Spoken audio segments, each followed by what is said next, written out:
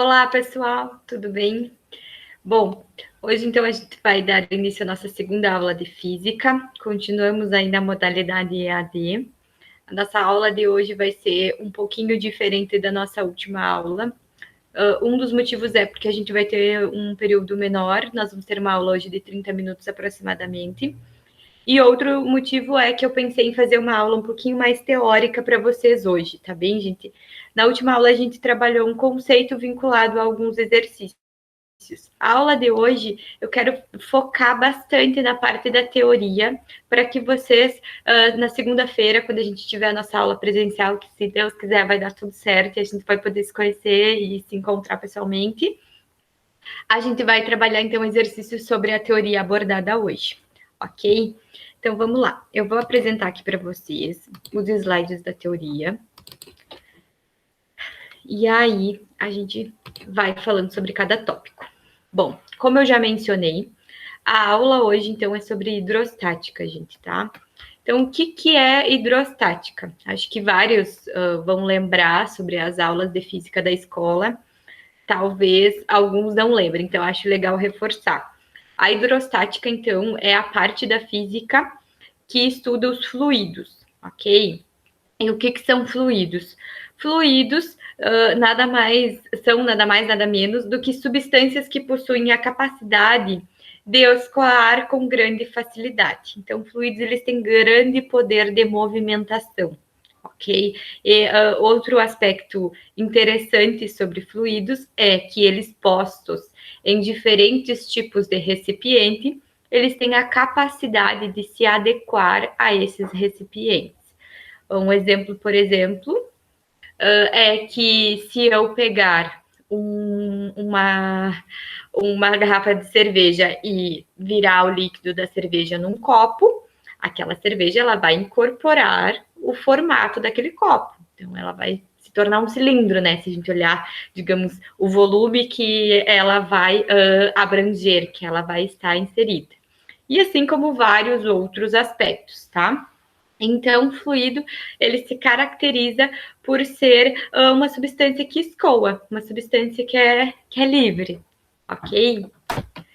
Uma dica que é legal sobre fluidos, pessoal, sobre principalmente mais vinculado à nomenclatura das coisas, tá? A fluido estática e a fluido dinâmica, elas têm esses nomezinhos vinculado ao seu poder de movimentação. Quando a gente está estudando fluido estática, a gente está estudando fluidos que estão em repouso, ou seja, eles não estão se movimentando.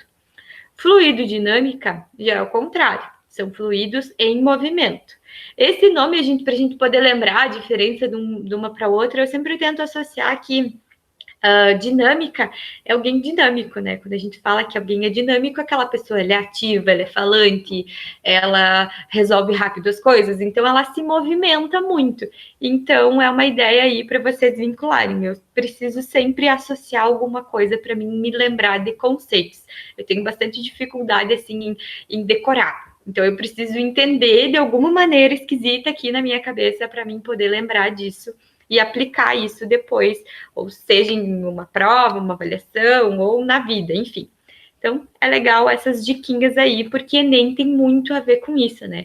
Enem tem muita teoria ali, meio que subentendida em situações que eles põem no dia a dia, uma situação do cotidiano, e às vezes eles só querem saber se vocês têm o conceito, as teorias claras sobre essa parte aí das ciências exatas, tá? Da física, da química, da biologia, enfim.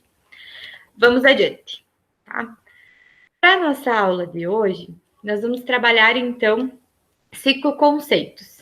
O conceito de pressão, tá?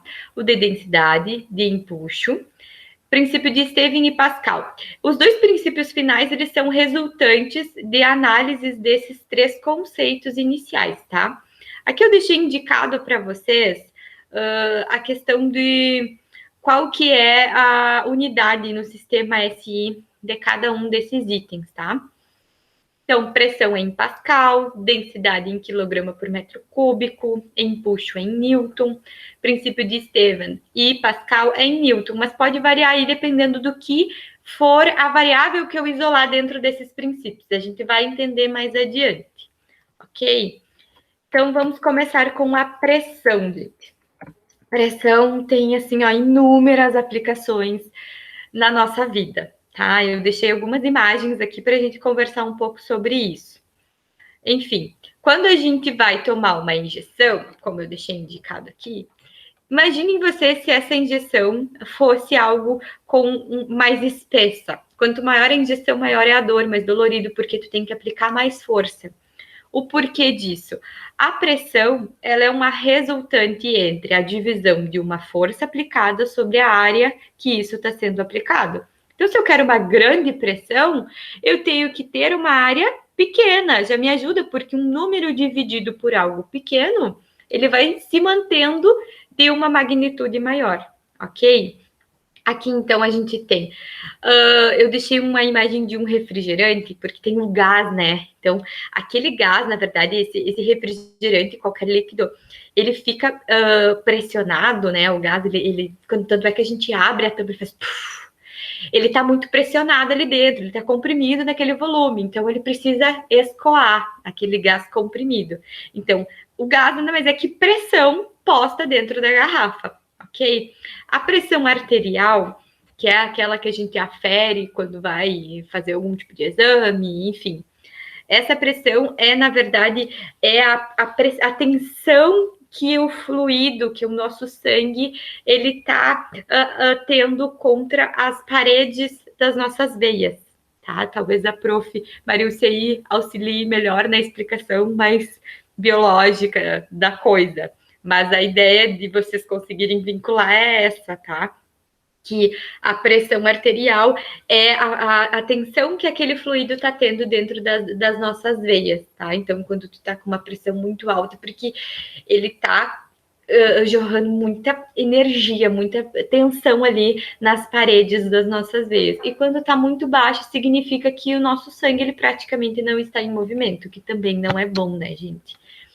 A última imagem que eu deixei ali também é tipo uma coisa meio óbvia, mas que para a gente pregar alguma coisa, a gente precisa de uma pontinha fina, né? Senão a gente não ia ter muita dificuldade para perfurar, como é a ideia do prego, né? Então, tudo que a gente quiser, uma pressão, algo muito específico, a área tem que ser muito reduzida, ok? Assim como se eu quiser algo que tenha uma pressão, uma tensão, uma força de retração, eu ponho um obstáculo com uma área grande, que daí essa força ela vai ser dividida em toda aquela área e a pressão não vai ser tão grande, ok? Outra ideia de pressão que é bem interessante é o conceito da panela de pressão, né, gente?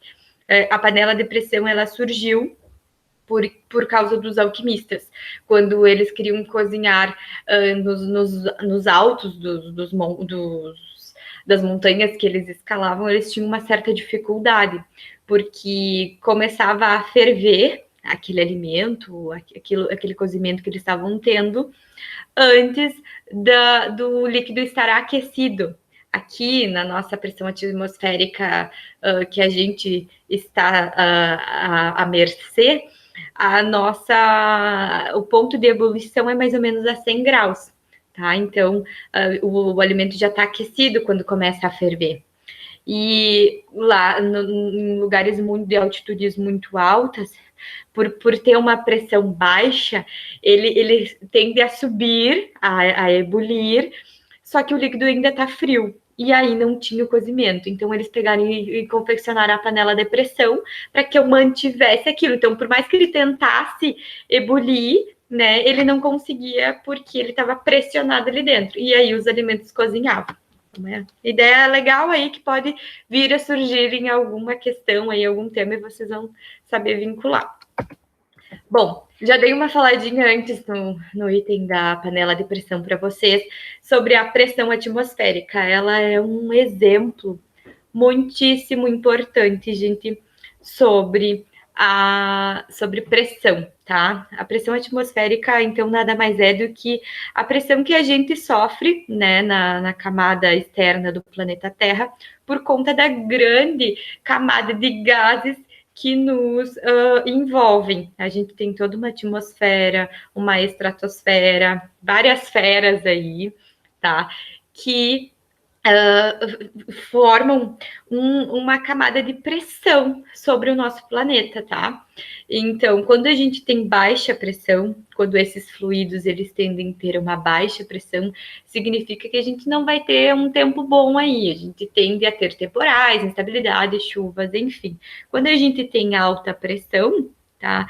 Significa que esse fluido ele está mais pressionando, ele está mais estável. Então, a gente tem tempos, estabilidade climática.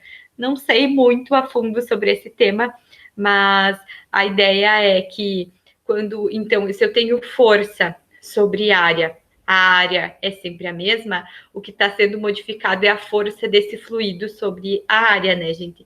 Então, quando eu tenho baixa, essa força ela é pouca, significa então que esses fluidos podem escoar com maior com uma maior dinâmica, com uma maior, não está me vindo a palavra, mas seria assim, com uma maior liberdade, isso. E na alta pressão, esses fluidos, eles estão mais focados num vetor de força direcionado ao planeta, então eles vão ter, digamos, uma fixação um pouco maior nos seus movimentos, ok? Vamos lá, tomar um golinho d'água aqui e a gente vai seguir. Na densidade, gente,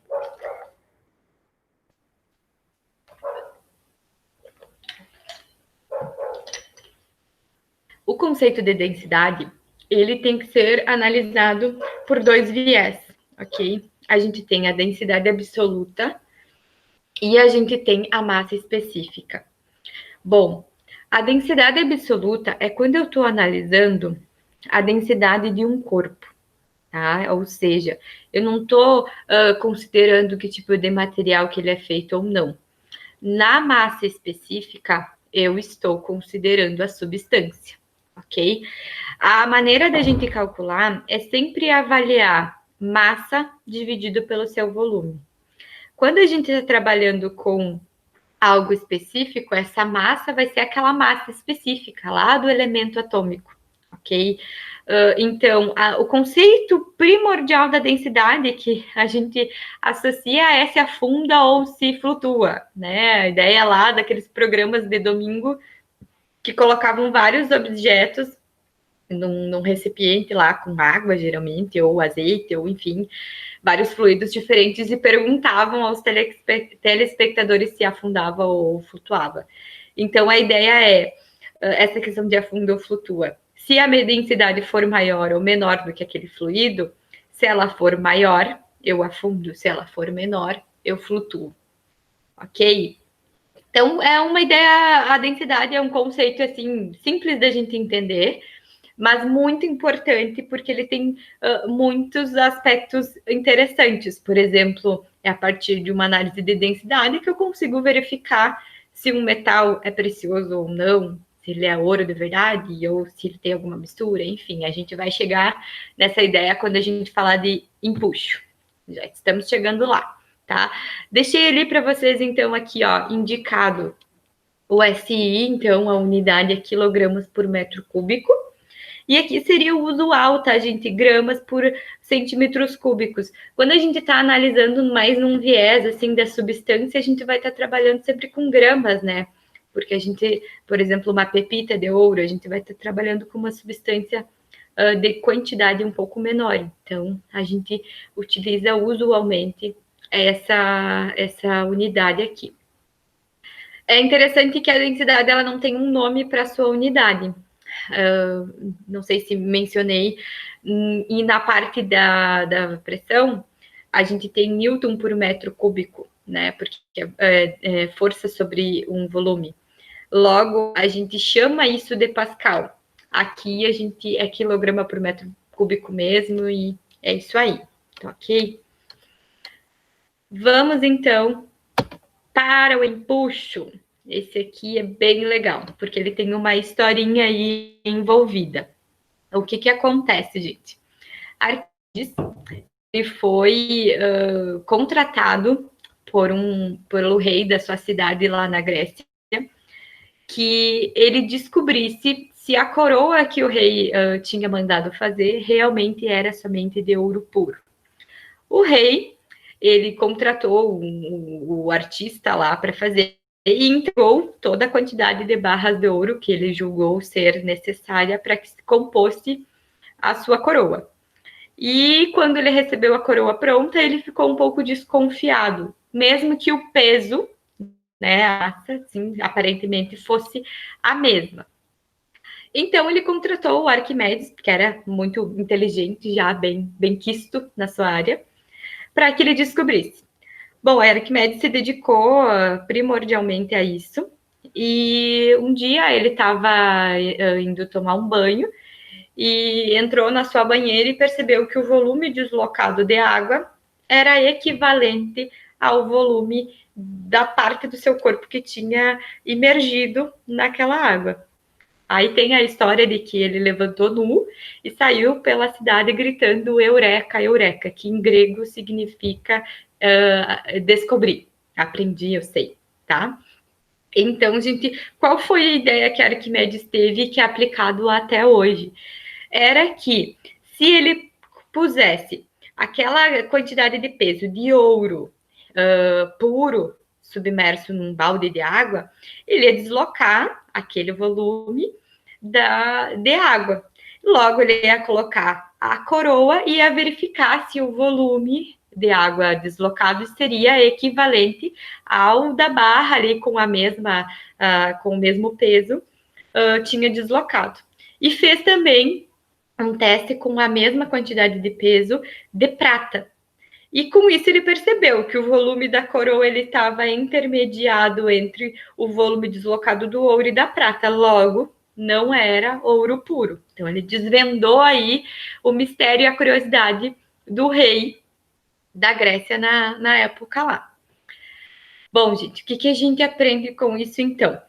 Que a partir dessa descoberta de Arquimedes, descobriu-se que existe uma força, tá? Uma força que faz dentro de um fluido deslocar, né, um volume exatamente ao volume emergido neste fluido, tá? E isso é possível calcular a partir desta fórmula aqui, onde a gente tem, então, que empuxo, ele é igual à massa específica do líquido versus o volume imerso do corpo versus a aceleração da gravidade.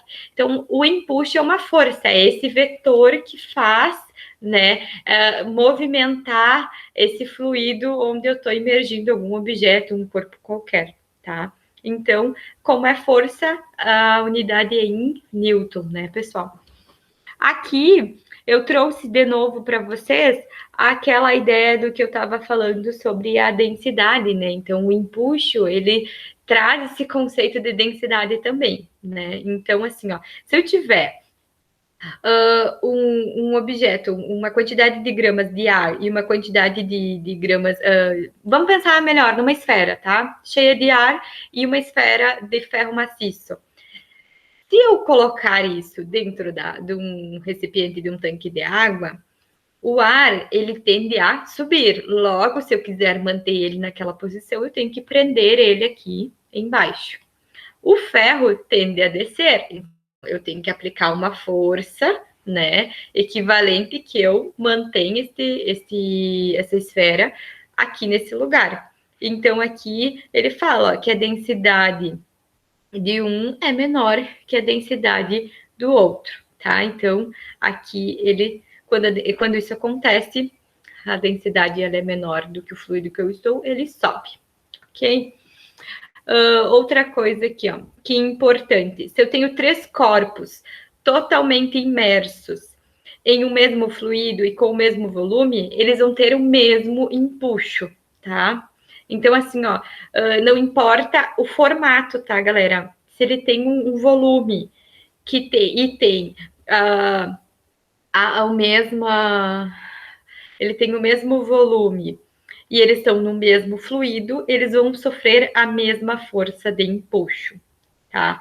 Outra coisa que é interessante é a gente desvincular a nossa cabeça a pensar que o empuxo só vai ocorrer quando estiver em um líquido, tá? Esse fluido não necessariamente é líquido. Um exemplo que a gente pode constatar sobre isso é a ideia do empuxo de um balão, né? Um balão de gás hélio, esses balões que a gente compra nas feiras aí da cidade e tudo mais. Quando a gente solta um balão de gás hélio, ele tende a subir, né? E ele não está num líquido, ele está na atmosfera, ele está sofrendo as influências do fluido, que é o ar, né? Por quê? Porque o hélio, ele tem a densidade menor do que o hidrogênio, né? Então, quando a força de empuxo resulta na suba desses objetos. E aí, tá dando para entender? Gente, assim, ó, durante as aulas, vocês vão fazendo as anotações de vocês e eu tô sempre disponível ali no grupo. Eu vejo que a gente não tá tendo uma interação tão assim, mas me perguntem, tá? Porque a ideia é que a gente interaja de todas as maneiras possíveis nesse momento aí e que eu possa ajudar a sanar todas as dúvidas de vocês em relação às aulas de física, ok? Vamos seguir adiante. Bom, princípio de Stevens, gente. Então, ele é chamado também como a lei fundamental da hidrostática. Por quê? Porque ele relaciona a pressão entre dois pontos de uma coluna ou um fluido. Tá? Então, o que acontece? Quando a gente tem um delta, né, a gente já associa que é final inicial, é uma diferença, um diferencial, é o valor entre dois pontos, ok? Então, aqui o princípio de Stevens faz isso. Ele vincula a diferença de pressão entre dois pontos de um mesmo fluido. O que a gente pode associar com isso? Por exemplo, um submarino.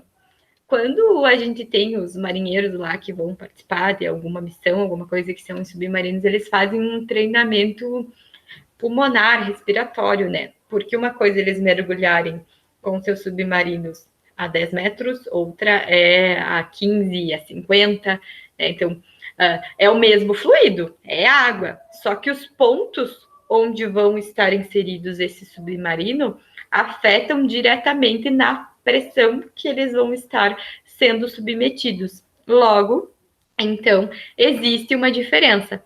A forma de se calcular isso, então, é por essa fórmula aqui. ΔP igual a D vezes G vezes ΔH. O D, então, gente, é a densidade em repouso, né? O G é a aceleração da gravidade e o ΔH é essa diferença aí da profundidade, ok? Então, tudo que está no mesmo nível tem a mesma pressão. Agora, a partir do momento que eu desloco aqui a profundidade nesse fluido, eu vou estar sofrendo pressões diferentes. Outra maneira óbvia também é a questão do que eu estava falando dos alquimistas, né? No alto das montanhas e a gente aqui num nível mais próximo do mar. As pressões sofridas são muito diferentes, né? Então, tem a ver com a ideia do princípio de Stevens. Ele formulou aí um modelo matemático que possibilita a gente calcular especificamente esses valores, ok? Agora, então, a gente vai ver a ideia do último princípio, que é o princípio de Pascal. Bom, gente, o princípio de Pascal, ele é muito utilizado no Enem, cai muito a questão do Enem, por quê? Porque ele vincula aquela ideia de vasos comunicantes. Vocês devem ter visto muitas questões sobre isso, né? Porque ele é bem desafiador, parece uns enigmas bem interessantes. A ideia de mecanismo hidráulico de carro e tal é toda vinculada nesse princípio de Pascal, tá? Então, de acordo com esse princípio, a variação de pressão aplicada em um fluido contido em um recipiente fechado se transmite igualmente em todos os pontos desse fluido. O que quer dizer, gente? Ele está falando aí para gente que a partir desse princípio a gente vai ter sempre uma relação entre força e área e força e área. O que acontece então? A gente tem então que se eu estou aplicando, ó, conforme esse exemplo que eu coloquei aqui para vocês, se eu estou aplicando uma força 1 na área 1, eu posso equivaler ela à força 2 da área 2, se esse fluido que interliga elas for o mesmo, ok? Com isso, a gente consegue, então, descobrir que força que eu tenho que aplicar aqui para levantar um obstáculo aqui, que é o que acontece com aquele macaco de carro, né? Tipo, a gente mexe numa areazinha pequena ali e ele consegue levantar todo o volume de um carro, mas é porque o fluido ele vai aplicar a partir daquela movimentação da área 1, ele vai ter uma força resultante lá na área 2 vinculada, significativa. Então, é bem interessante essa ideia do princípio de Pascal. Muito joia. Bom, gente, então, a ideia que eu tinha de conceitos, de teorias para essa aula era isso, tá? Eu espero que todos vocês tenham gostado bastante. Eu vou mandar para vocês ali esses slides para que vocês possam acompanhar e me fazer questionamentos. É interessante que vocês levem também na aula de segunda-feira essa teoria, porque a gente vai trabalhar bastante exercícios. Eu quero levar especificamente exercícios de Enem para vocês, ok? Bom, gente, é isso então, tá? Eu espero que tenham gostado, estudem bastante e até segunda-feira. Aproveitem o fim de semana. Beijão para vocês. Até mais.